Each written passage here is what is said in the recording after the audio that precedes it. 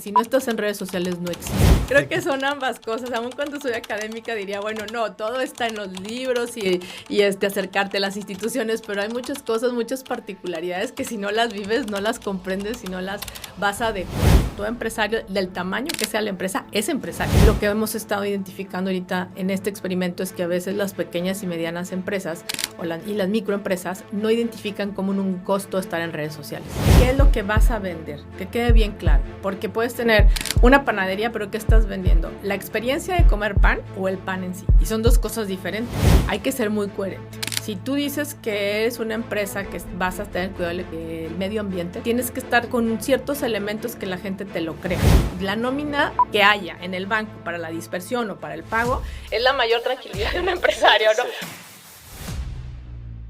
Doctora en Administración y maestra en Finanzas por la Universidad Autónoma de Tamaulipas, con una trayectoria de más de 20 años como docente e investigadora. Ha colaborado con instituciones nacionales e internacionales. Ha liderado proyectos para el fortalecimiento de pequeñas y medianas empresas en Tamaulipas y ha contribuido activamente en programas de impacto social como Nuestros Niños, Nuestro Futuro y Lazos del Bienestar del DIF estatal. Investigadora y autora de publicaciones científicas sobre emprendimiento, empresa social y desarrollo territorial. Doctora Mariana Cerón Félix, bienvenida al podcast. Gracias, Daniel. Qué emoción estar aquí contigo.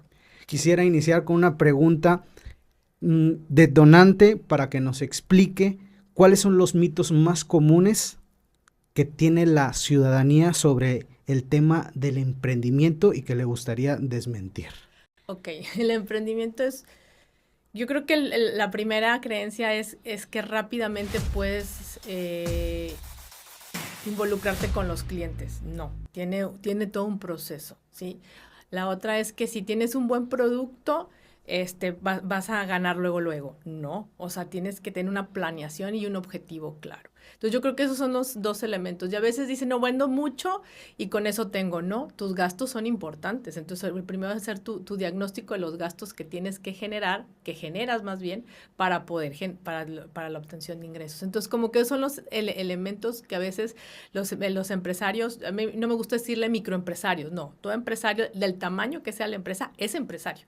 Entonces esa parte es que los empresarios es como cultivarles la idea de que la planeación es importante en cualquier nivel de negocio, cualquier giro y no importa el tamaño, ni aunque seas tú solo con tu pareja, con tu mamá o con tu papá haciendo el negocio, con tu hermano, con tu hermana, no, es importante que tengas un objetivo claro como organización. ¿Cuál fue su primer encuentro en el tema del emprendimiento? Creo que fue personal, en algún momento de la vida yo creo que todos queremos aumentar nuestro nivel de ingresos y mi primer encuentro fue emprender vendiendo bolsas y perfumes y fue muy bonito y bisutería y fue bastante interesante cómo ir estructurando hacia dónde quería llegar y de ahí me llamó mucho la atención cómo iban diversificando mis clientes, cómo compraba el hombre, cómo compraba la mujer y eso lo empecé a analizar. Posteriormente, ya cuando empecé a definirme dentro de la Universidad Autónoma de Tamaulipas como investigadora, pues empezamos a trabajar juntos con mis compañeros estrategias de negocios. Y es muy padre, ¿verdad? Pero decía, bueno, pero el inicio, ¿cómo es? O sea, una cosa es la estrategia, pero y luego, ¿cómo les dices desde cuándo debes de hacerlo? Entonces nos empezamos a meter con el emprendimiento. Y tuve un acercamiento con mi mentor, el doctor Mario Vargas en Medellín, Colombia. Tuvimos un encuentro porque estaba yo haciendo conexiones para el intercambio académico de cuando era jefa de posgrado de la Facultad de Comercio. Y entonces, pues, el intercambio académico era importante en la maestría en dirección empresarial, que yo estaba a cargo. Entonces fui y nunca pensé encontrarme con un ecosistema de emprendimiento tan interesante y ver cómo la sociedad civil, las universidades tenían un compromiso mutuo para que los empresarios crecieran dentro de la ciudad, dentro de ellos el territorio, ¿no? Si el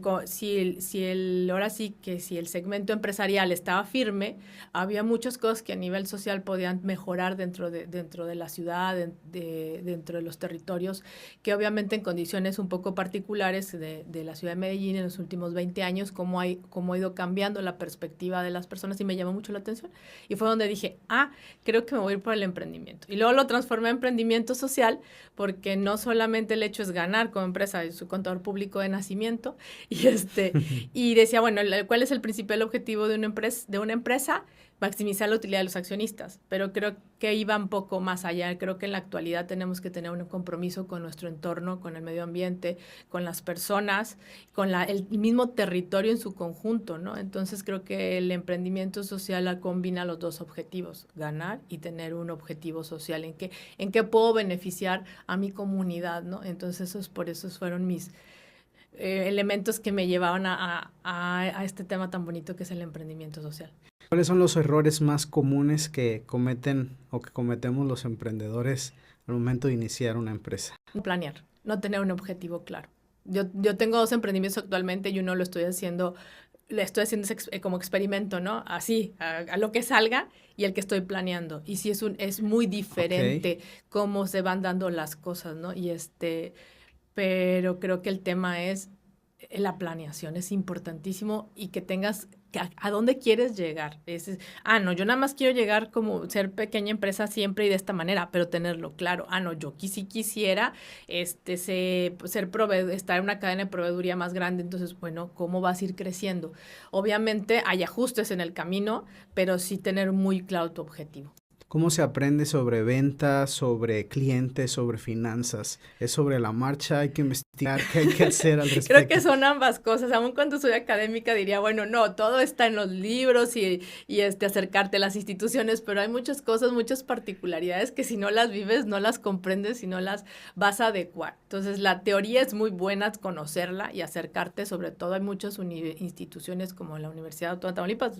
Hago el gol, donde hay programas que te apoyan a tu formación como empresario, también también en la Secretaría de Desarrollo Económico. Es bueno escucharlos porque te dan elementos y capacitaciones que tú puedas pagar, pero tratar de siempre empezar a conocer tu negocio. Cada negocio es diferente y tiene su propia vida, su propia alma, su propio concepto.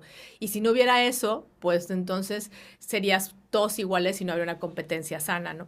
La competencia siempre es buena para todo el mundo. Entonces creo que debes de combinar el expertise con lo que las instituciones te puedan brindar para apoyarte a crecer como empresario, pero solo no vas a llegar a ningún lado.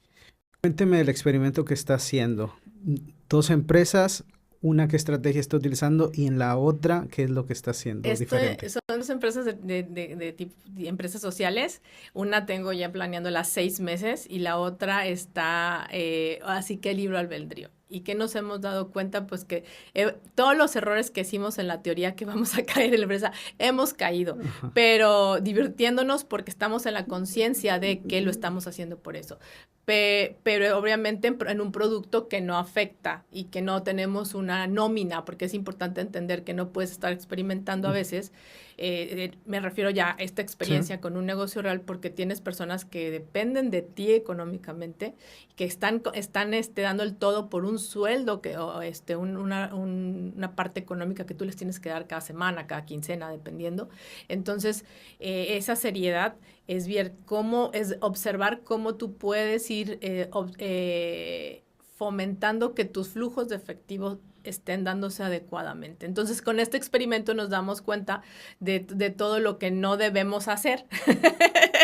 y he validado muchos de los temas de la teoría que doy en clase de que, sí es cierto, no debería de pasar, pero creo que también nos ha servido para ver cómo reconocer a un negocio de lo que te puede dar y lo que no te puede dar. Porque a veces estamos en una empresa queriendo exigirle algo que tal vez no te pueda dar, un giro que no te pueda dar, ¿no? Entonces, este reconocimiento te ayuda para poder hacer adecuaciones en lo que podría ser una planeación. Aun cuando tengas la planeación perfecta, sí, a rajatabla, como dice la teoría, no tienes la certeza, ¿no? Entonces, creo que el tema es, entre más preparado vayas, sobre todo con un reconocimiento de cuánto te va a costar el proyecto, cuánto puedes probablemente esperar de él y que tu producto esté muy, muy identificado con el objetivo que quieres cumplir, ¿no? Porque otro de los temas es cómo lo vas a comunicar a la gente, ¿no? Ahora las redes sociales, si no estás en redes sociales no existes. Entonces, lo que hemos estado identificando ahorita en este experimento es que a veces las pequeñas y medianas empresas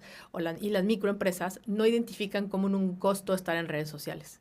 Y forma parte del producto. Entonces, ¿qué pasa? Pues es que no me está alcanzando, sí, pero como estás tan agobiado en estar en redes sociales o simplemente no lo estás, tu producto no está teniendo o el precio adecuado o la visibilidad adecuada. Entonces, eso es lo que estamos viendo. Nosotros, por ejemplo, en este experimento, no hemos vendido nada en línea, pero todo el mundo nos identifica en línea porque tenemos muy bonita las redes. Entonces, ya nos buscan en el lugar donde estamos ubicados. Entonces, vamos, la gente nos ve, pero digo, ¿por qué no nos compran en línea? No, ellos quieren vivir la experiencia de estar ahí. Entonces, identificamos qué es lo que quiere el cliente de la empresa. Pero no todas las empresas son así. Hay empresas que venden demasiado en línea. Entonces, este experimento nos ha servido un poco de cómo las redes sociales también ayudan a darle valor al producto, o sea, cuánto nos cuesta, que tiene que ir en el precio de venta, el tiempo que le dedicas a eso, porque es impresionante. Bueno, tú que te dedicas a esto, sabes que el tiempo que le tienes a la edición del video, el equipo que necesitas para eso, y cómo lo tiene que percibir tu cliente objetivo para que puedas vender, ¿no? Pues vamos a llegar un poco más técnico a esa parte porque Okay. creo que nos puede ayudar mucho. Pero ¿cómo le hace, doctora, para que su equipo de trabajo, incluso hasta la familia, crea en el proyecto cuando apenas va iniciando? Porque es fácil creer cuando el proyecto ya está encaminado, pero Sí. ¿cómo hacerle al principio para que tus colaboradores, para que inclusive tu familia y los inversionistas, si es que los hay, cómo hacerle para que ellos crean en ese proyecto? Creo que vuelvo a lo mismo, a lo mejor voy a volver repetitiva, es tú. ¿Qué es lo que vas a vender? Que quede bien claro, porque puedes tener una panadería, pero ¿qué estás vendiendo? ¿La experiencia de comer pan o el pan en sí? Y son dos cosas diferentes, porque si lo pongo ahora sí que muy vago, muy elemental con una panadería. Porque si tú puedes tener un buen pan, pero no súper delicioso, pero tienes todo un ambiente de experiencia de ir a comprar pan, la panadería tiene ciertas características, la ubicación, entonces estás vendiendo la experiencia. Y si, no, yo tengo una receta única en el mundo y lo estoy vendiendo, ok, no va a importar tanto a lo mejor la infraestructura de la venta, pero sí el sabor, entonces el producto es el que te tiene que dar a conocer. Cuando las personas identifican y se dan cuenta qué es lo que tú estás vendiendo, es cuando le empiezan a tener amor al proyecto. Porque cuando empiezan las confusiones de, pues, ¿qué haces? Sí. Y ese siempre, ¿y a qué te dedicas? Ay, es como que y tienes que estarlo explicando, sino el momento en el que llegan y ven o prueban el pan o ven la experiencia de cómo vendes el pan, es cuando la gente cree en tu proyecto. Y tu familia por lo general o te apoya o te ignora, pero al final siempre tienes el apoyo de quien te ayuda a comprar las cosas, a cierta vez apoyo económico, pero el convencer siempre a alguien va a ser de que tengas muy claro qué es lo que estás vendiendo. ¿Por qué vas a emprender? ¿Qué estás emprendiendo? Y eso te ayuda mucho a que las demás personas perciban positiva o tal vez negativamente tu proyecto, ¿no? ¿Cómo define, doctora, los valores de su empresa y los traduce a acciones? Porque a veces lo tenemos escrito en la planeación, estos son mis valores, pero pues a veces no se ven. Sí, ya sé, es muy coherente. Por ejemplo, en el caso de uno de los emprendimientos que he trabajado, siempre apoyando a empresarios, hay que ser muy coherente. Si tú dices que es una empresa que vas a tener cuidado del medio ambiente, perdón, tienes que estar con ciertos elementos que la gente te lo crea, ¿sí? Porque hay una diferencia entre yo compro popotes para ecológicos y otra cosa es qué hago con los popotes para que no tengan un impacto. Entonces, la simple adquisición en un restaurante de popotes no sé, de cualquier material que sea muy fácil de compostable, sí, pero entonces, ¿y en verdad se van a una composta? Entonces, comunicar a las personas que sí realmente tienes ahí el bote de basura, o el bote, no quisiera decir el bote de basura, sino el depósito de los residuos sólidos, donde ahí se ponen, y te ven en tus mismas redes sociales que vas y lo entregas, entonces vas teniendo coherencia en lo que está expreso en los valores y lo que está en ¿cómo se llama? Lo que tú comunicas y lo que tú haces, porque son 3 elementos importantes, ¿no? La idea, la acción y el cómo se hace. Entonces es importante que esté ahí, visto por las personas para que vean que eres coherente. Dices, buen servicio, ¿a qué te refieres a buen servicio, no? Que las personas sean amigables, que sea un ambiente de trabajo bueno, se refleja a la hora que el cliente llega y eres bien atendido. Hasta ciertos errores los pueden pasar por alto porque ven otros elementos muy coherentes donde dices un buen ambiente de trabajo. Entonces, son que tus acciones te llevan a entender que tus valores están siendo ejecutados. Hay empresas que no tienen claros sus valores, pero tienen más valores que empresas que los tienen. No sé si me voy a entender. Entonces, es muy importante que tu objetivo final sea muy coherente en todas las acciones que tú estás haciendo como organización y vas a ser muy exitoso cuando logras eso. Por eso, por ejemplo, Coca-Cola, no han dicho que te venden salud, ellos te venden alegría. Y en sus comerciales, y en todo. Entonces, yo nunca he estado con alguien de un camión Coca-Cola que me haya tratado mal. Y ahí, sorry, el mensaje. Pero para ponerlo en contexto tienes que ser muy coherente con lo que tú en realidad estás vendiendo para que todo el mundo entienda los valores de tu organización. Indicadores, medir, todo esto es bueno ¿hasta qué punto? No te puedes sumir en una bola de indicadores porque entonces te vuelves más numérico que estratégico, ¿no? Son cosas que tienen que tener un equilibrio. Entonces, creo que cada organización debe tener los indicadores adecuados. Yo aconsejo mucho a las pequeñas y medianas empresas y las microempresas que su mayor indicador es el flujo efectivo, ¿sí?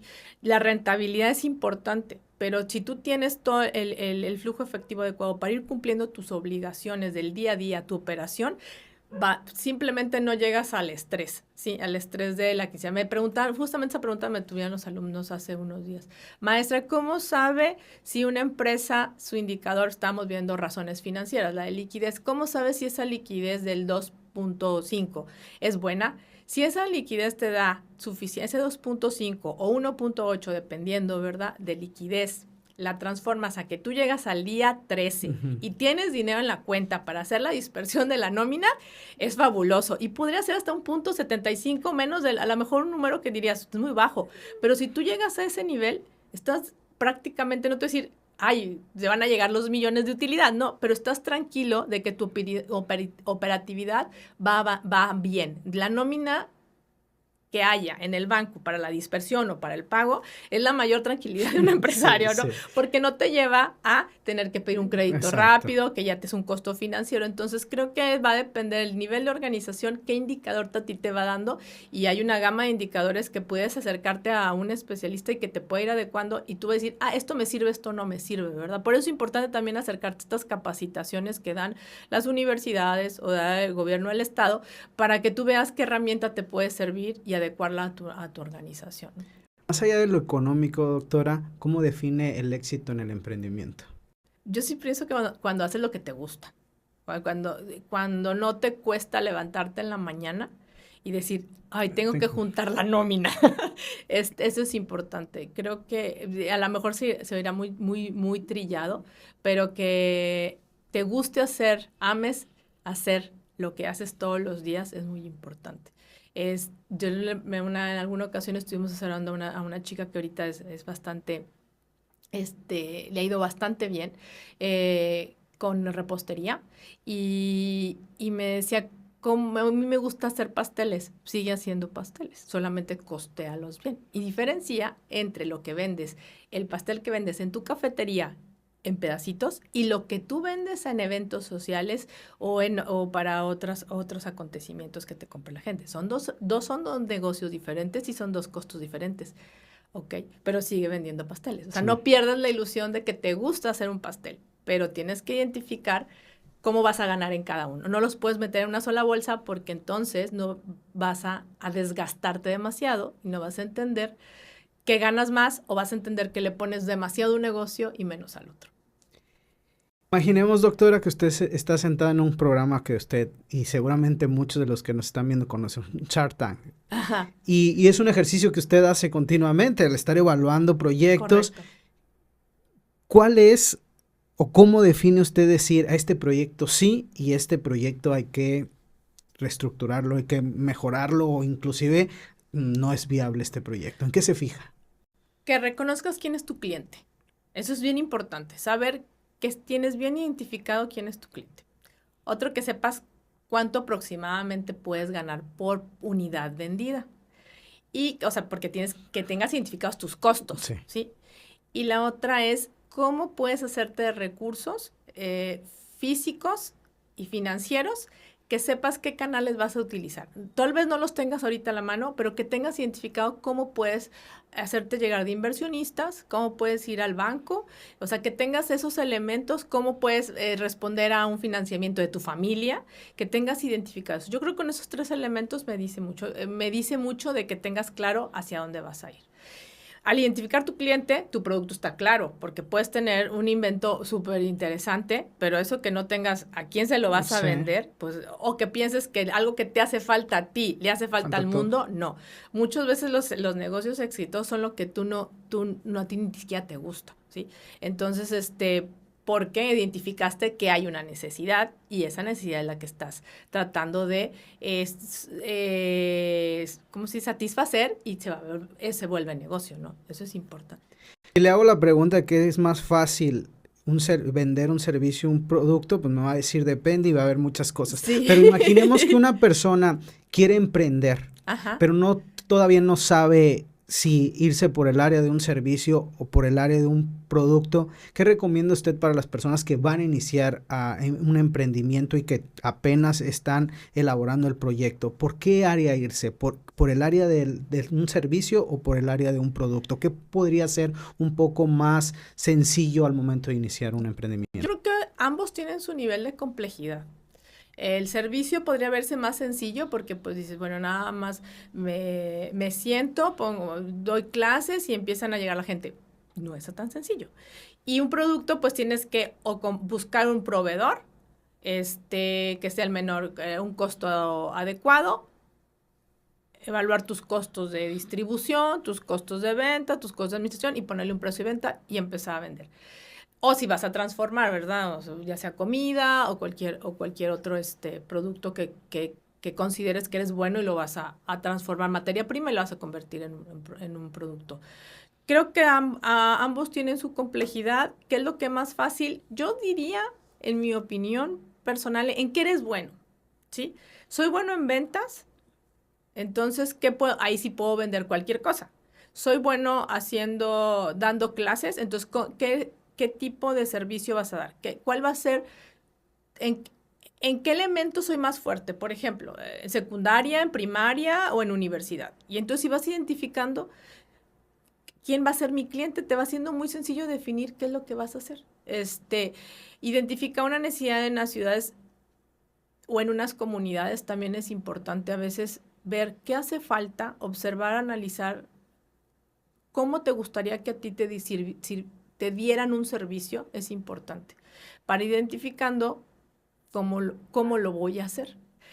Yo creo que más que nada es cómo lo vas a hacer, es como tú tienes que mentalizarlo, sea servicio o sea un producto. Uh-huh. Usted se dedica mucho a coachar a jóvenes. Sí. ¿Y cómo puede un joven descubrir si tiene un espíritu emprendedor? ¿Cómo se puede dar cuenta el joven que es lo suyo el emprendimiento?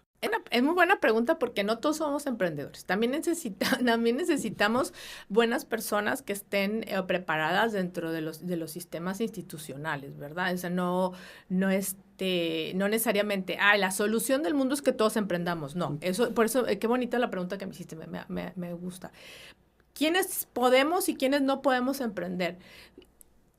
Creo que el nivel de creatividad, todos somos creativos, pero el nivel de creatividad es muy importante. ¿Por qué? Cuando un chico empieza a identificar que puede producir algo. Y si tú le dices, y si no sirve, le cambio a otra cosa. Ok.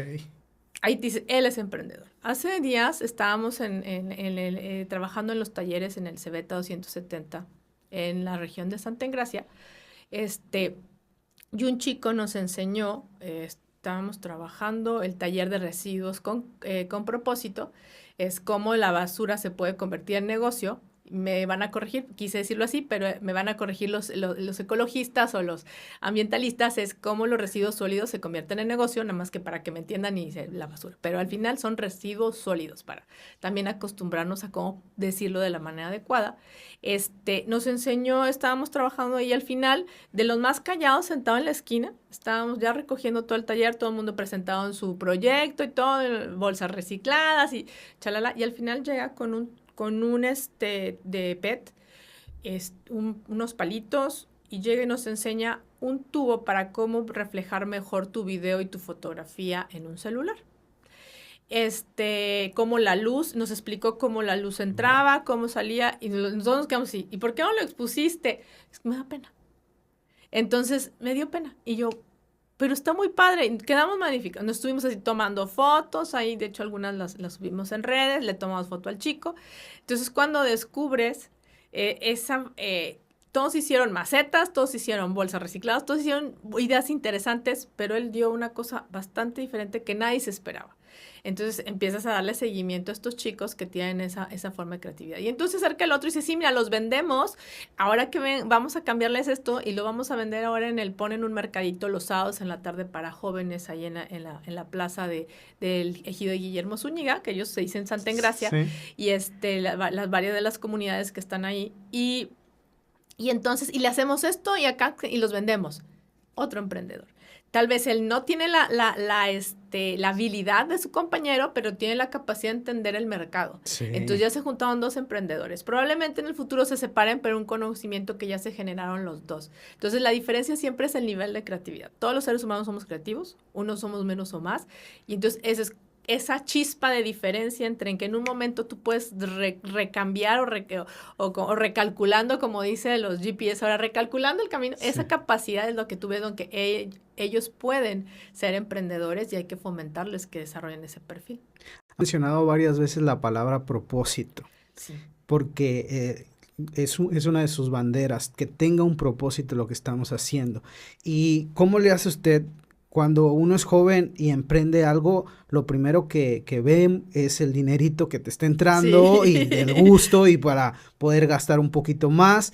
¿Cómo le hace para moldear o que los alumnos lleguen a un nivel de criterio que sí es importante lo económico, pero no sé si más o igual es el propósito para el cual emprende? ¿Cómo le hace, doctora? Hemos estado trabajando, el equipo el grupo de investigadores que estamos observando cómo podemos lograr que un emprendimiento, le decimos de la palabra, se añeje en una comunidad para que sea soportado por un ecosistema, es decir, no nada más sea el hecho de que alguien vaya y emprenda y venda algo o haga un servicio, ¿no?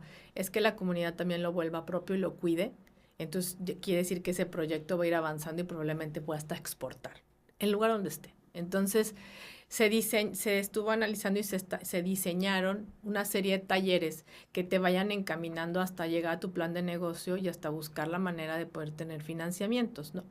Entonces, ¿qué es? Primero es la conexión emocional, tú tener tu seguridad en ti mismo, es decir, yo estoy bien y yo cómo puedo estar bien y cómo puedo estar mejor porque tengo emociones, a veces me enojo, sí. A veces estoy contento, y más en esa edad, a los de los 15, a los 18 años, una bomba de cosas que te pasan. Entonces empezar a entender que está bien estar enojado y a veces está bien estar demasiado feliz. Y entonces empezamos con la conexión emocional. Después no todo es basura, entonces hay que cuidar tu entorno, y entonces trabajamos el taller de residuos con propósito, ¿sí? ¿Qué podemos hacer? Todo se puede hacer negocio, nada más hay que buscar, pensarle. El siguiente es reconociendo mi territorio, qué recursos tengo alrededor, qué tan rico es, qué carencias tiene y qué puedo apoyar. Entonces empieza a tenerle amor a tu territorio, porque quieres tu tierra, pero a veces no lo sabes ni por qué la quieres. Entonces, ¿qué hay? Luego, de ahí es el emprendimiento social. Como todo eso que ya llevas, que tienes una idea de negocio, ¿qué impacto social puede tener en tu comunidad? O sea, si tú vas a vender hamburguesas veganas o vegetarianas, ¿cómo lo puedes hacer un negocio social? Aparte que ya le tiene el tema del diferencial, que es, vamos a poner Sí. vegetariano, voy a contratar a madres solteras, que ellas son las que van a trabajar. Entonces ya tienes un impacto en la comunidad de cierta población, en determinada situación de vulnerabilidad, tú la vas a apoyar. De ahí sigue hacer tu plan de negocio. El otro taller es pensamiento creativo. Entonces, con lo que tienes, ¿cómo puedes armar un negocio? Y lo que se les trabaja ahí es, imagínate que eres un superhéroe y define tus superpoderes. Con esos superpoderes, ¿cómo puedes cambiar tu territorio? Que ya lo identificaste en el taller anterior. Ya identificaste algo que pudieras hacer como negocio. Ahora con tus superpoderes, ¿cómo cambiarías tu territorio? Entonces le vas creando al chico, ¿qué? Identidad, le vas fomentando sentido de pertenencia en su comunidad, te estás viendo que hay maneras de poder salir adelante en esa comunidad y una herramienta, tu plan de negocio, que es tu plan de vida. Por eso es con un propósito, como dices, ¿por qué siempre lo repito, un objetivo? Sí. Porque un plan de negocio vuelve un plan de vida, es decir, yo quiero lograr esto. Entonces, si a tan temprana edad ya tienen claro qué quieren hacer, pues no importa que tengan otro trabajo, pero ya van con un documentito que es su plan de vida, y en un momento dado pueden tener su trabajo y su negocio, o su negocio y ponerle todo al 100, pero ya con un impacto social, sabiendo a qué van a lograr, y sobre todo que las personas que están en su entorno lo comprendan para que los apoyen y sientan que pueden lograr su objetivo. Ese es como el concepto que hacemos nosotros cuando estamos trabajando con los jóvenes. En el siglo XX teníamos una característica de superhéroes únicos, Superman y cada un superhéroe. Hoy no es suficiente. Hoy necesitamos armar equipo y tal parece que ahora las caricaturas y todo también así está, no lo dicen. ¿Cómo le puede hacer un joven para reunir un equipo de trabajo realmente sólido y que vayan hacia el mismo objetivo? Creo que lo que estamos trabajando, y eso nos ha enseñado la práctica, no ha sido como que llegamos nosotros. No, vamos a trabajar con los grupos como están, contadores, ofimática, agropecuarios, cada quien por separado. Creo que una de las cosas que de las retroalimentaciones de ir a territorio es cuando la escuela me dice, no nos está funcionando. O sea, cada uno anda en su rollo y no entienden a la hora de poner la feria del emprendedor. Los chicos de técnico agropecuario no saben costear el producto. Los de contador ponen productos que no se van a vender. O sea, y es obvio, ¿no? Su formación. Pero al final, si todos nos juntáramos, llegáramos a un resultado mejor, ¿no? Entonces, ¿qué empezamos a hacer? Los equipos son multidisciplinarios y entender que no todos, sobre todo entender que no todos lo sabemos una sola persona. Creo que los Avengers nos enseñó esa parte, nos cambia es de donde cada quien tiene su superpoder. Bueno, enseñar a los chicos que cada quien en su formación, no hay nadie superior a nadie, sino que en conjunto pueden lograr su objetivo mejor. O sea, entonces, ha sido una experiencia con ellos, es como empezar a entender que cada quien hablamos diferente idioma, porque cada mundo, dirían por ahí, cada cabeza una barbacoa, y empezar a entender un lenguaje común, y creo que un lenguaje común es que estamos preocupados por un propósito igual. Entonces, no importa cuál sea nuestra visión de la vida, pero si nos preocupa que mi región no hay agua, entonces podemos tener una serie de elementos entre todos para solucionar ese problema, ¿no? ¿Cómo aprender de liderazgo con todo este grupo multidisciplinar sin tener la necesidad o sin tener la oportunidad o esperar a tener un cargo directivo? ¿Cómo desarrollar liderazgo cuando uno va iniciando el emprendimiento y sobre todo a esta edad? Que lo que dices lo vas a cumplir. Creo que en mi experiencia, mi palabra ha sido fundamental. Cuando yo le comentaba a los maestros, antes de estar en un cargo directivo fuerte, me refiero que puedes tener decisión y poder mover todo un sistema para apoyo. Cuando no estás en esa situación tan favorable, creo que el poder decir lo que dices lo cumples. Entonces yo siempre le decía a mi equipo de trabajo desde antes, lo que digamos lo tenemos que cumplir porque las personas en eso van a creer en tu palabra. Si no lo cumples, entonces ya vas a ir en desventaja. Entonces siempre les comentamos a los chicos, si tú me dices no voy a venir, ok, pero dímelo. O sea, si vas a venir, ven, pero no que digas mentira o verdad. Es lo que vayas a decir, dilo con voy a hacer esto o no lo voy a hacer. Pero hazlo con credibilidad para que las personas, simplemente no está mal que lo hagas o no lo hagas. Nadie te va a obligar en el taller a si no lo haces vas a reprobar. No, el taller es un acompañamiento formativo. Entonces lo que vemos con los chicos es todo lo que ustedes digan que van a hacer, cúmplenlo. Si no pueden, digan, tengo estas limitantes y no lo puedo hacer. Entonces buscamos cómo acompañarte para que puedas lograrlo. Entonces esa parte es lo que les fomentamos y poner mucho el ejemplo con ellos. Si decimos silencio, estar todos en silencio. Vamos a dejar las redes sociales un ratito, todos dejamos el celular, tanto más que el de la cámara que anda tomando fotos y el video, para que ellos también vean que las actitudes de nosotros son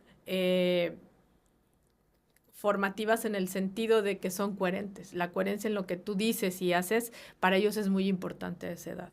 Porque ¿cómo voy a hacer si la maestra está sentada chateando? Pues mejor chateo yo también. Sí. Si no me le ponía la atención, como dicen la profe, si no le está poniendo atención al del taller, ¿por qué le voy a poner yo? También tengo flojera. Entonces, ser coherente mucho con ellos para que ellos vean que estás hablando en serio y cuando ellos observan eso, lo absorben y lo toman en serio. ¿Cómo ve esta generación de emprendedores en el tema del fracaso y de los resultados rápidos que estamos acostumbrados hoy en día? ¿Cómo están las generaciones o cómo ayudan a estas generaciones a no frustrarse ante el fracaso y que los resultados no se dan de la noche a la mañana? Yo creo que en esta generación como quieren, están resultados tan rápidos por el mismo medio ambiente como es, ¿verdad? Las redes sociales también te da eso todo rápido. Tiene sus ventajas y sus desventajas. Sus ventajas es que rápido saben que algo no funciona, reaccionan y vuelven a generar otra idea y redireccionan. La desventaja es la frustración. ¿Qué tenemos en la actualidad? Los chicos no saben... tienen tantas emociones que no saben cómo manejarlas y creo que parte del problema y venimos de generaciones que lo estamos soportando con que el tema era reprimir las emociones y ellos no quieren reprimir las emociones y está bien, no deben de reprimirlas. Entonces estamos en una disparidad de generación entre los que nos enseñaron que no llores, no te quejes, tienes que echarle ganas. Eso es bueno porque te da madurez y te da templanza, pero hay un momento en que se vale llorar, se vale enojarse, entonces se vale frustrarse. Entonces los chicos pues ya en la actualidad no va por ahí. Entonces, ¿cómo llegar a la mediación entre cómo manejar sus emociones para que no lleguen a la frustración tan fácil o que los coma? Y ya vienen temas como drogadicción, como deserción escolar, serios elementos que ya es muy difícil volver a encaminar a un chico, ¿no? Entonces, creo que esas son la ventaja y la desventaja y tenemos mucho que aprender de la desventaja porque también nos va a enseñar a otras generaciones a también buscar esas herramientas de manejo de emociones para poder transmitírselas a los más jóvenes.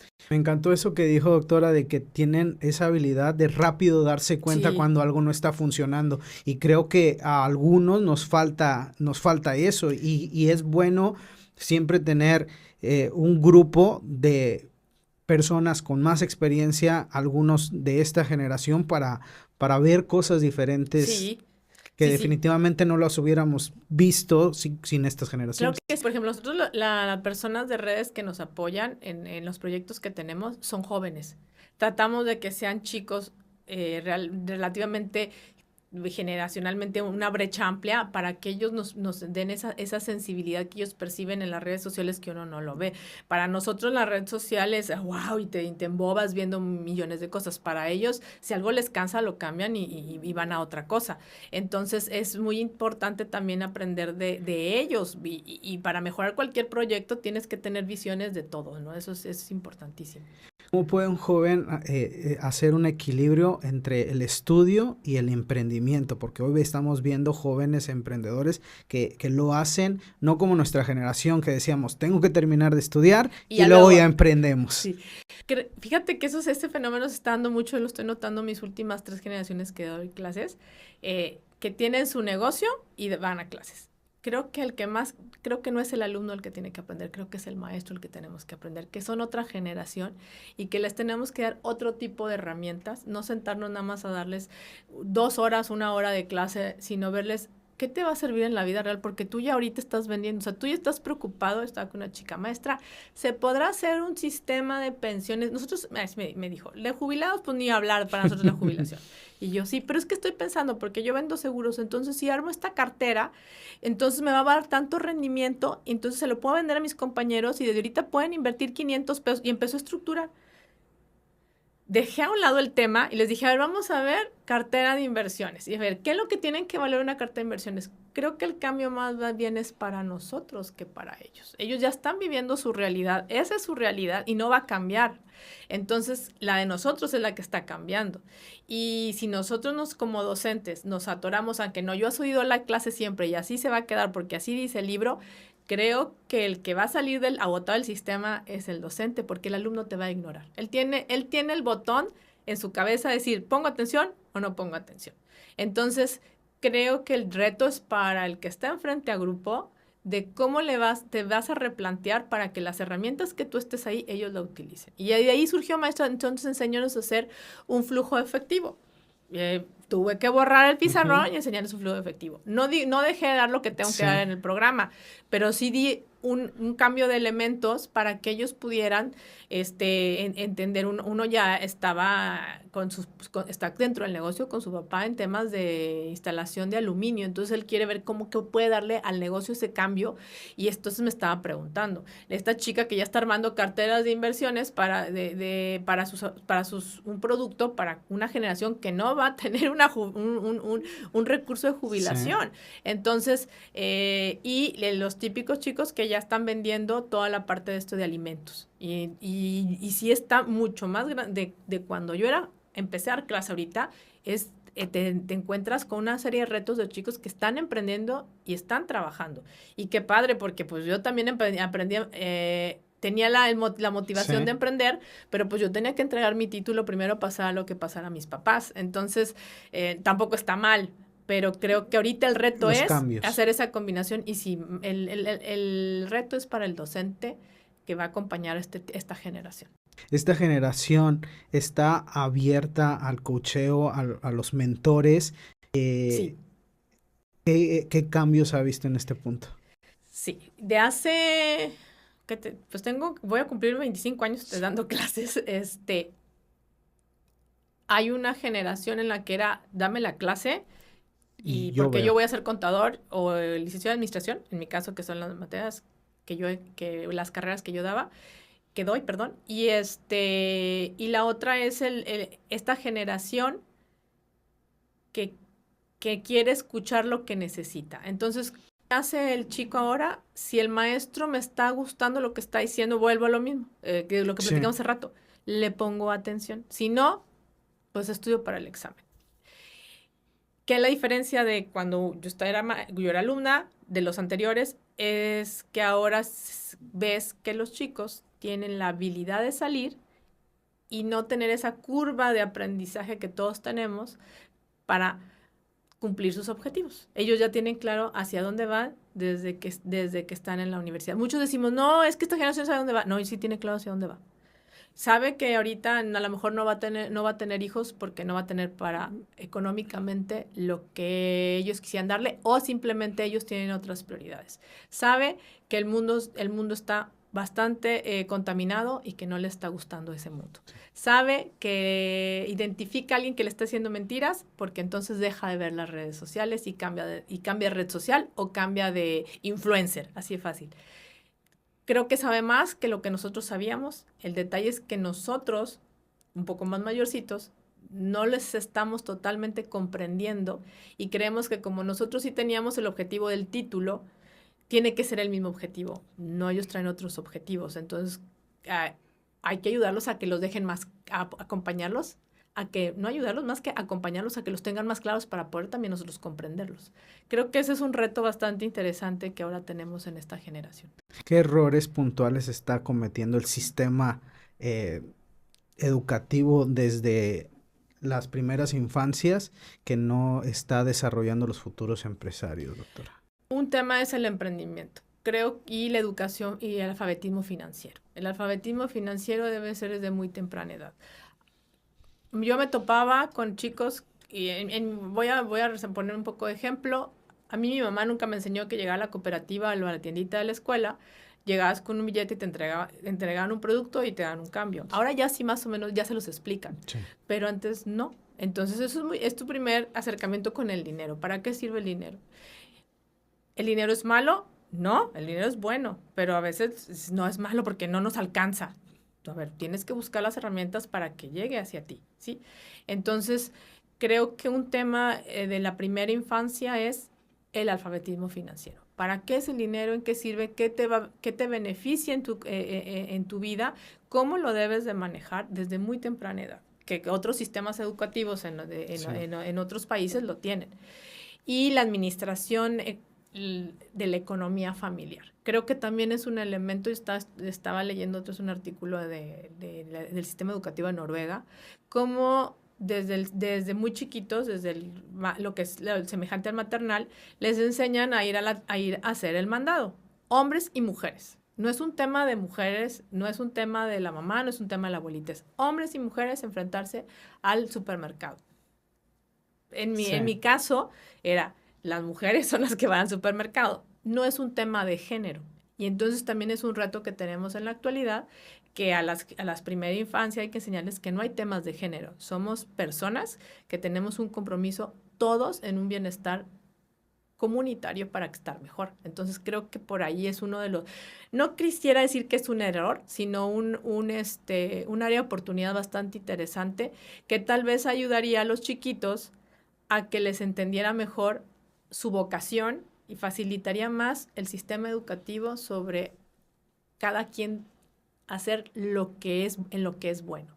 Y empezar a identificar el que es bueno en química, el que es bueno en física, el que es bueno en matemáticas, y entonces el sistema tendría otras herramientas para poder apoyar acompañar a estas nuevas generaciones. ¿Qué materias se deberían de impartir desde nivel primaria en temas de economía, de emprendimiento, de...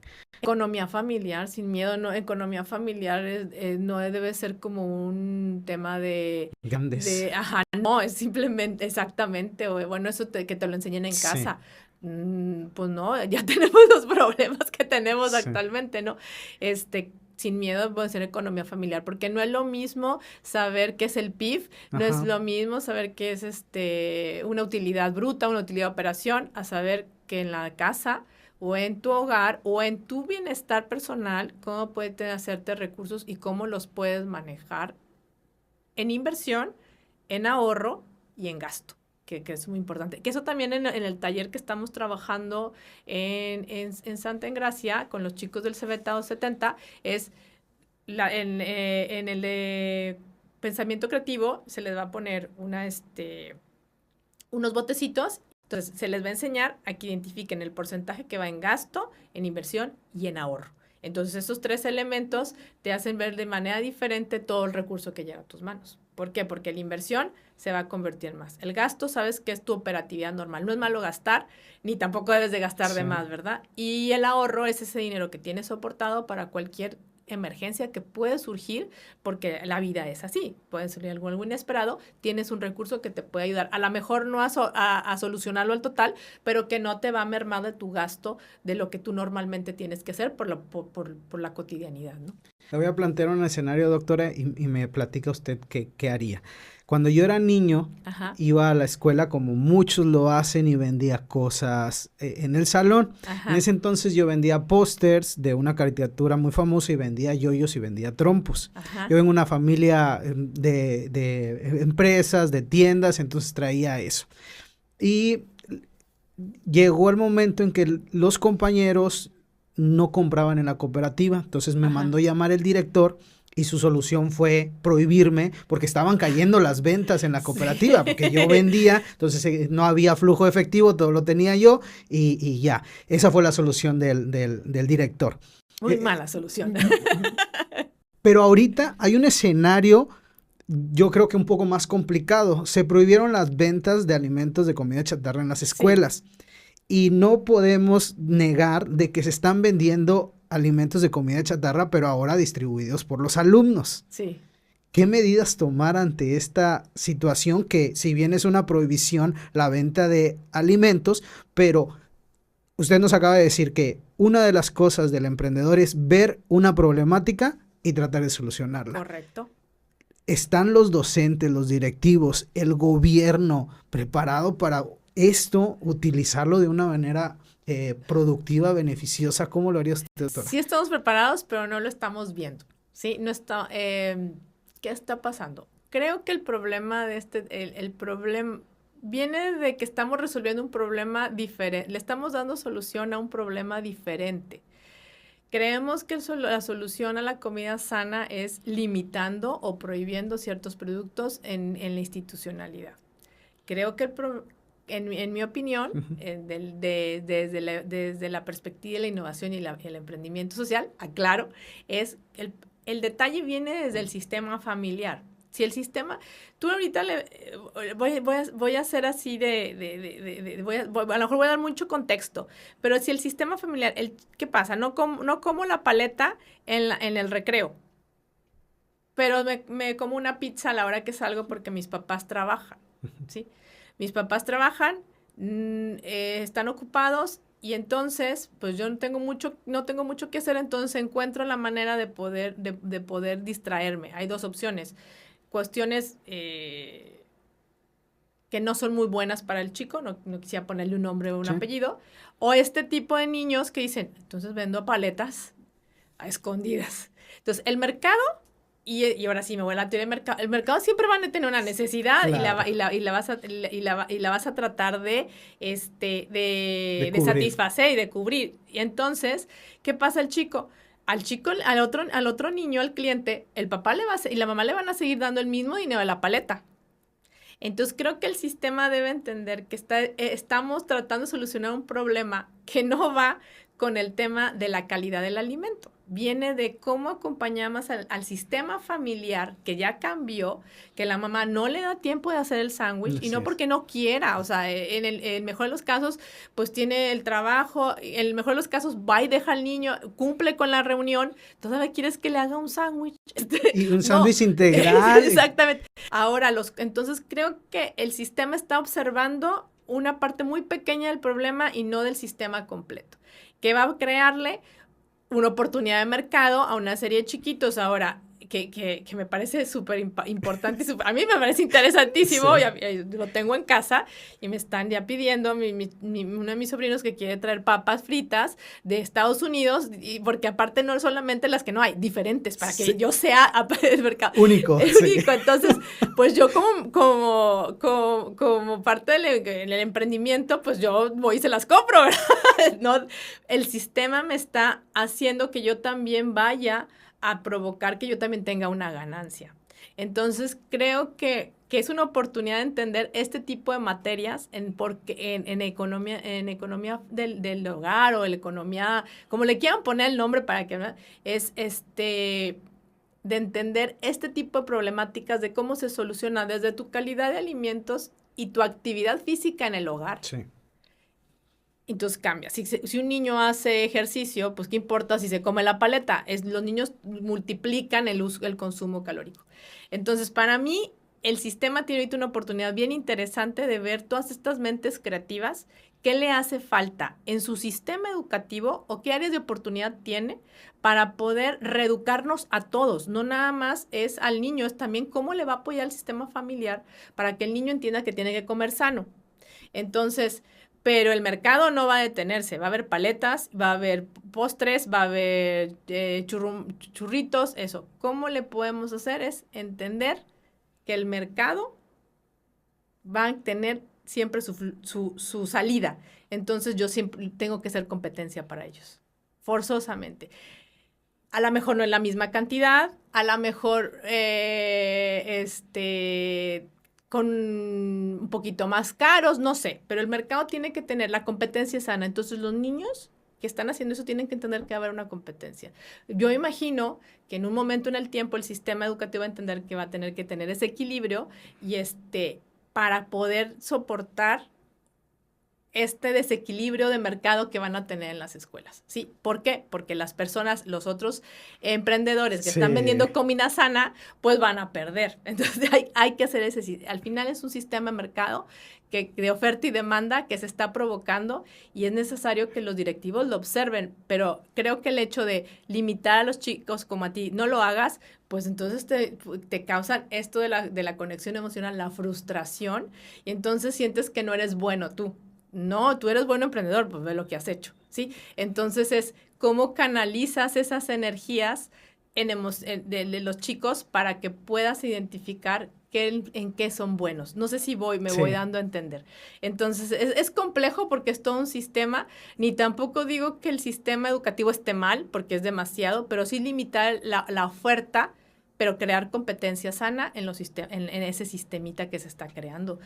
Y sí, pues buscaban también una materia de emprendimiento donde ellos puedan también crear o sopesar con un sistema de mini emprendimiento para que ellos puedan buscar otros productos que puedan venderse entre sí y puedan crear ya otro observatorio y no ser competencia directa con la comida sana.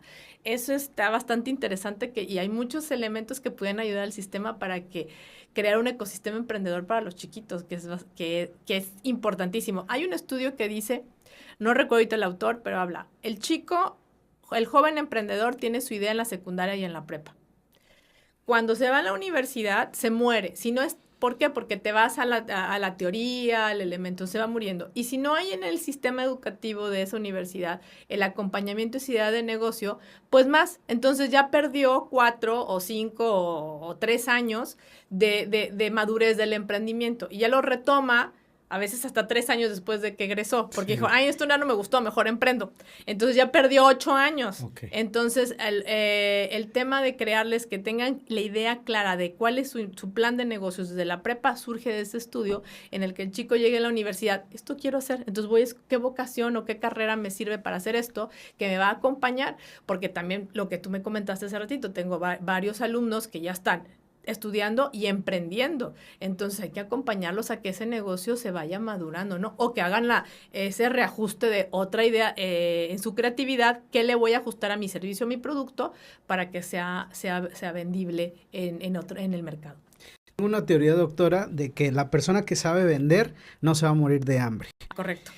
Y yo, una de las cosas que hago con mi hija y mi hijo es enseñarles a vender, y no sé si está bien o está mal, y es lo que quiero preguntarle, y qué estrategias, cuándo y qué utilizar para que ellos aprendan a vender. Una de las cosas que yo hice con ellos hicieron su negocio de gomitas y como no los dejaban vender dentro de la escuela, iban afuera de la escuela y empezaban a vender. Mi estrategia fue la siguiente: no me importaba que ganaran. Mi importancia era que se enfrentaran al diálogo, a la comunicación. Correcto. De vender. Dimos las gomitas de tal manera que estábamos en el punto de equilibrio, ni ganábamos ni perdíamos. Sí, ganaste. Y mucho. Exactamente, exactamente. Ya cuando vimos que ella perdió el miedo, que mi hija perdió el miedo y que le empezó a gustar la metodología de tener su dinero, de ahorrar, etcétera, entonces determinamos, hija, hay que subirle un poquito de costos para que ya pudiese ella tener pues realmente una utilidad, una ganancia. Doctora, estrategias, ¿cuándo y cómo poner un límite para que, porque también se me ocurrió esto, mi hija, yo traigo mi dinero, y empezaba como a que empoderarse. Un poco más de lo que es su edad, y quería, yo pago, yo esto, y yo traigo tanto y todo, que me gustaba y estaba bonito, pero se estaba saliendo un poco de control. ¿Cuándo y qué estrategias ha utilizado, doctora, usted para empezar a que nuestros hijos inicien en este tema del emprendimiento? Creo que la edad adecuada es de los 10 en adelante, que ya tienen una capacidad más de discernir. El tema es que entran a la pubertad y es complejo, ¿verdad? Pero bueno, esos son temas emocionales. Pero lo adecuado es a los 10 años empiecen ya a comprender lo que es ganar dinero y que la vida tiene un costo. Recuerdo que un amigo lo que hacía, sí, ya muy empoderado, que aquí cuesta esto tu comida, esto cuesta la luz de tu cuarto, esto cuesta el internet, págueme, señorita, le dijo. La niña dijo, no lo había visto así, o sea, de identificarle cuánto, ya tienes tú tu negocio, estás muy empoderado, ok, esto cuesta vivir en esta casa. se me hace también muy radical. Sí. Pero sí los motivando a que pueden hacer, recordar que ellos siempre son aspiraciones a un juguete, a un muñeco, a la bolsa de moda. Entonces, a lo mejor convertirles ese emprendimiento a ese objetivo, ¿sí? A una tablet, a un celular. Este es tu objetivo. Entonces, si lo conviertes en un objetivo, lo distraes de todos los elementos que voy a ir a la tiendita y yo me compro todos los... No. Entonces, mejor convertirlos en un objetivo. ¿Qué es lo que tú quieres? No, pues quiero una computadora con una gamer. Ah, bueno, está haciendo su emprendimiento, para esto es. Entonces ya les quedas claros qué es lo que va a alcanzar y como son los chiquitos, al final ven su idea muy fija, es lo que la gran ventaja de esa edad es que como son muy soñadores, son muy oníricos, ven su sueño así y nada los distrae. Entonces, y no tienen todos los problemas que tiene un adulto, ¿no? O bueno, todas las circunstancias que rodean a un adulto para poder, el del diario convivir, ¿no? Entonces, están muy claros en eso y les evitas la dispersión en otras cosas de que, no, niño, pues aquí la casa cuesta tanto, entonces apórtele. Se me hace muy extremo, pero el tema de crearles en un objetivo, ¿qué vas a lograr con tu emprendimiento? Dime, ¿qué es lo que quieres? Y los haces enfocarse. Pero sí 10 años en adelante. Hay chiquitos que desde chiquito ya andan negociando el juguete y todo, pero sí los 10 años es fomentarles porque también ya tienen claro que es el concepto del dinero, ya saben que es ir a un banco, o sea, ya su capacidad de observar ya está más amplia y aparte ya vieron una cotidianidad de lo que implica tener una moneda o un billete en la bolsa, ¿no? Hemos hablado de su trayectoria, hemos hablado de la educación, del emprendimiento en jóvenes. Ahorita lo trasladamos un poco más a una edad más temprana. Vámonos con ya el emprendedor sólido, adulto. ¿Cómo le hace usted, doctora, para mantener un equilibrio entre su vida personal y la vida empresarial, que ambas tienen sus quehaceres, alguien tiene sus desgastes, su energía, todo lo que conlleva? ¿Qué estrategias utiliza para llevar un equilibrio en ambas? Hace que como unos 7 años estábamos haciendo un coaching en Matamoros con una persona que tenía un negocio de churros riquísimos. Vendía todos los churros que te puedas imaginar en la ciudad de Matamoros. No te podrías imaginar que en Matamoros consumían tanto churro con cajeta. Bueno, él lo tenía. Y le estábamos haciendo las capacitaciones y una es diferenciar el presupuesto entre el negocio y entre el presupuesto personal, que en un emprendedor es bien difícil, o sea, agarras para la hipoteca, agarras para la gasolina, o sea, es lo más complicado. Sí. Y creo que fue en lo que más nos hemos desgastado a veces en las capacitaciones o en los coaching, es tratar de dividir los presupuestos y entender que es igual que un sueldo, hasta la quincena o hasta el mes. Hay quienes sí son muy ordenados y lo hacen y hay quien no. Entonces estábamos ahí platicando y nos decía, sí, hicimos todo. Llega su hijo con su mamá, llega y saca y dice, hola papá, y saca un billete y le da, cómprate el juguete. Todo el equipo lo le quedamos viendo y dijo, creo que acabo todos los errores juntos, todos los que... Sí, es muy complicado, pero sí tiene que haber una disciplina, y tanto la disciplina en la parte financiera como en la disciplina personal. Levantarte a hacer el ejercicio, o sea, creo que un emprendedor, si un gran funcionario tiene una agenda, ¿sí? No gran funcionario, un funcionario me refiero con muchas actividades, tiene una agenda muy precisa, el emprendedor también. Y en esa agenda tiene que estar su actividad física, su atención, a lo mejor sus herramientas de ir al psicólogo o hacer un coaching de emociones, siempre, porque el emprendedor no es un tema como de un puesto político que vas y te lo quitas en un momento, que sabes va a durar 3 años, 5 años, no, es que lo vas a tener siempre porque la empresa la cargas tú y porque la creatividad la cargas tú y porque el proyecto, el concepto eres tú. Aprender a delegar es muy importante, pero cuesta mucho trabajo. Entonces, aun cuando aprendes a delegar y tienes un equipo que está metido, al final la idea creativa, todo el mundo al final voltea a verte a ti. ¿Qué vamos a hacer? Sí. O sea, entonces, tendrás un equipo muy creativo, pero la última palabra. Entonces, sí tu agenda debe ser muy, muy, muy importante. Trabajando con emprendedoras mujeres, me acuerdo en unos talleres que estuve tomando hace unos meses, lo primero que nos enseñaron es su agenda. ¿Qué hacen? primera hora del día, correr, meditar.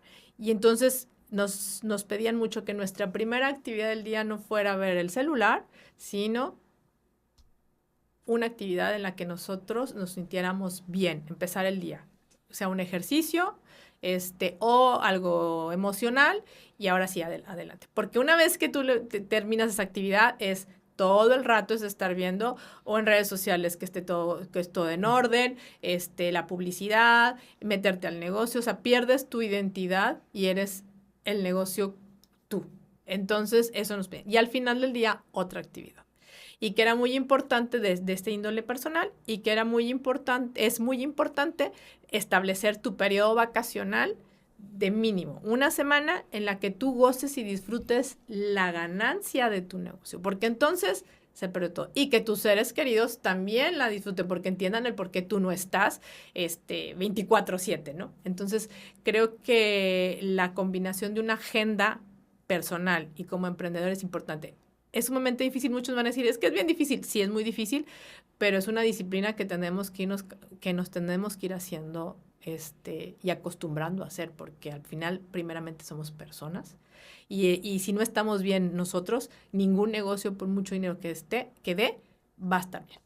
¿Cómo define sus prioridades en esa lista ante algo que es urgente y es importante?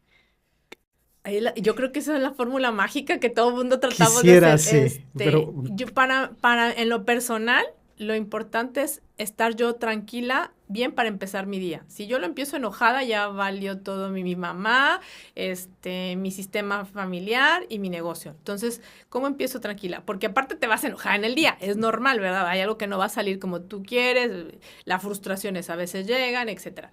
Pero creo que es empezar el día lo mejor que puedes. En mi caso, yo tengo que correr. En la mañana corro, hago ejercicio y ahora sí que el mundo ruede, ya puedo atender todo lo demás.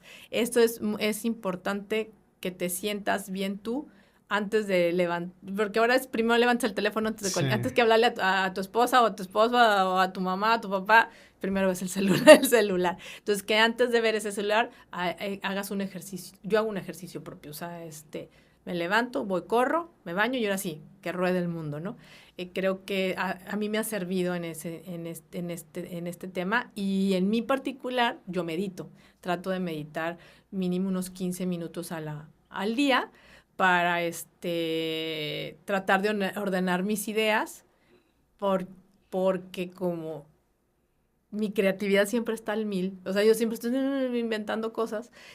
Creo que la meditación me ha ayudado mucho. Y la meditación, aclaro, no es un tema de alto, tema de me pierdo y no sé nada y me levanto al suelo. No, no, no. La meditación es nada más que tus pensamientos no te agobien para continuar tu cotidianidad. Entonces, desde esa perspectiva, es como yo empiezo mi agenda para 3 negocios y aparte ser docente de la universidad, que me encanta esa actividad, ¿no? La lectura es algo muy importante para usted, Sí. que lo hace propio, pero también tiene un proyecto de que los jóvenes y que la ciudadanía lo haga. Platíquenos al respecto. Tenemos un grupo de amigos en Club de Lectura, Lectors Lovers, donde nos ponemos un reto de lectura cada mes para no perder la disciplina. En América Latina el nivel de lectura es de 3.5 libros por persona. En Europa, a veces algunos países hasta 15 libros al año, ¿no? Entonces, creo que la lectura da esta parte, pudiera hasta soportar el tema de ejercicio y meditación, es decir, el sumergirte en una lectura que te agrade, te hace, sobre todo, que tu creatividad se desarrolle porque empiezas a crear escenarios de algo que te dice un libro, ¿no? Y aparte tu vocabulario, tu conocimiento de algo que a lo mejor no tienes en tu acceso a él, por ejemplo, viajar, pues a lo mejor no puedes viajar por todo el mundo, pero un libro te puede dar esa conexión con algún país que a lo mejor, probablemente no lo conozcas, pero el libro te lo va a decir cómo es y eso te hace cultura y te da mucha seguridad en tu forma de expresarte. Entonces, para nosotros la lectura es algo, es como un hobby bastante interesante y tratamos de que se lo comunicaran a los jóvenes. Casualmente quien nos sigue, tenemos poquitos seguidores, pero quien nos siguen son jóvenes y interesados en leer y tratamos de recomendar lecturas que no solamente te dejen una parte de un buen libro, sino también que tengan algo en desarrollo personal para que puedas sentirte identificado en qué emoción no te está trabajando muy bien y poderla saber manejar. Quiero que vamos al tema de los seguidores. Tiene varias plataformas, varios proyectos. Estamos, y más un administrador, está muy relacionado con los números. No sé qué tanto juegue ese papel de tenemos tantos seguidores, estamos vendiendo poco, estamos vendiendo mucho a través de las redes sociales. ¿Qué papel juegan las redes sociales hoy en sus empresas? Sé que en el mundo globalizado donde estamos, sí, el que no tiene redes sociales, como lo mencionaba hace rato, está desaparecido de la cuestión de la administración, del emprendimiento, de la economía. ¿Qué papel juegan y cómo las utilizan? Le platico lo siguiente: un emprendedor, son las 3 de la mañana, se te viene una idea, te levantas, hay que anotarla, sí. Es la vida de un emprendedor. ¿Y cómo la lleva al área de las redes sociales? Fíjate que entender que no lo puedes hacer tú. Sí, nosotros tratamos de tener a personas que sepan de redes sociales y les platicamos la idea y no la desarrollan, porque entonces te vas a desgastar en algo que tú no tienes el conocimiento. Bueno, quienes no lo tenemos, hay quienes sí son muy diestros, te puedes desgastar en muchos elementos antes de que tu producto sea bonito, visible en una red social. Entonces, saber que tienes que tener acompañamiento en ese aspecto. Los números en redes va a depender del negocio, ¿verdad? Y el objetivo que quieres. En el caso, por ejemplo, de nosotros, como en los dos emprendimientos que tienen mucho toque social, no tenemos tantos seguidores, pero sí muchas vistas. Y van y nos preguntan, por ejemplo, el tema de recicloses, donde es el de cuidado del medio ambiente sobre la moda rápida, cómo darle una segunda oportunidad a la ropa. No tendremos muchos seguidores, pero la gente conoce el concepto y nos busca en donde nos ponemos. Entonces, ¿dónde nos vio en Instagram? ¿Nos sigues? No. Entonces, bueno, entonces no es un indicador, pero le gusta lo que proponemos y entonces ahí están, son un seguidor físico, no en una red. Entonces, sí, a la hora de tener claro hacia dónde vas, te va a ayudar a que no te consuma el si está siguiéndote, si te pone un like. Hay negocios que lo requieren y hay sus estrategias. Por eso siempre buscar a estas personas que sí saben cómo vender o cómo posicionarte en redes sin caer en el tema de si no tengo seguidores, si no tengo tantos likes, no estoy visible. Sí. No, porque a veces lo que las personas buscan es tu idea y te van a buscar de otra manera, ¿no? Muchas veces hay negocios, he platicado que ponen ¿cómo suponen nosotros? Por redes sociales, por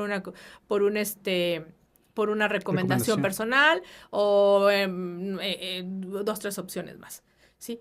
Me sorprende mucho que algunos son por boca a boca, recomendaciones. Entonces, si esa es tu estrategia, por ahí sigue. Entonces, quiere decir que algo está siendo coherente entre tu objetivo, lo que decíamos, pensamiento, acción y lo que tú dices. Entonces, el tema sigue siendo bueno en eso. No te compliques queriendo estar en redes y va a depender cómo las personas van llegando a ti, tus clientes van llegando a ti y tú cuál es tu objetivo de negocio, ¿sí? Pero de que tienes que estar presente de alguna manera, lo tienes que estar. Y es que a veces sucede este desconocimiento de que te comparas con otra empresa, tiene muchos seguidores, tú no tienes tantos seguidores, pero es el tema de la estrategia. A lo mejor tu negocio no tiene tus ventas no provienen propiamente de una venta digital, etcétera, etcétera. Doctora, quisiera conocer su definición de una frase que yo siempre les pregunto y que quizá es subjetiva, pero me interesa saber su opinión, su concepto. Para usted, ¿qué significa ser grande? ¿Una persona es grande? ¿Cuándo? ¿Cómo? ¿Qué es la grandeza para usted, doctora? Cuando haces lo que te gusta y estás en paz contigo mismo. Porque te aceptaste, haces lo que te gusta, entonces vas a reflejar ese gusto en lo que haces y los demás les va a gustar lo que haces. Si tú vas a trabajar para gustarle a los demás, te vas a esforzar y nunca vas a lograr y no vas a estar satisfecho contigo mismo. Entonces, hacer lo que te gusta y estar en paz contigo mismo es una persona grande. Muchísimas gracias, doctora, por su definición. Para mí y para muchos de los que nos están viendo, usted es grande, doctor. No, gracias a ti, Daniel. Me encanta estar aquí. Ustedes son, lo digo por Pati, tu esposa, son unos emprendedores natos. Sigan haciendo lo que hacen porque creo que el tema de que la juventud, los niños tengan espacios donde puedan saber que son escuchados y que sus habilidades pueden ser mejoradas, que no están limitados ni de mente ni de acción, es muy importante. Entonces creo que emprendedores como ustedes y con muchos de los que están escuchando, siempre que piensen en un producto, un servicio, para ayudar a un padre de familia a sacar a su chiquito hacia ser mejor persona o hacer algo para que el chiquito sea mejor persona, tenga herramientas para poder ser mejor persona, creo que es lo fundamental ahorita, que la niñez tenga todas las herramientas que muchos de nosotros no tuvimos y que lleguen a ser grandes políticos, burócratas, emprendedores, maestros, lo que quieran ser, astronautas, pero que tengan esas herramientas importantes para poder luchar porque la peor lucha es la que tiene con uno mismo. Entonces, si le das esas herramientas para que entiendan que esa lucha la pueden tener en comunicación y en unión consigo mismo, lo demás está ganado. Muchísimas gracias, doctor. Esperemos próximamente tener otra charla. Yo encantada de estar acá. Muchas gracias.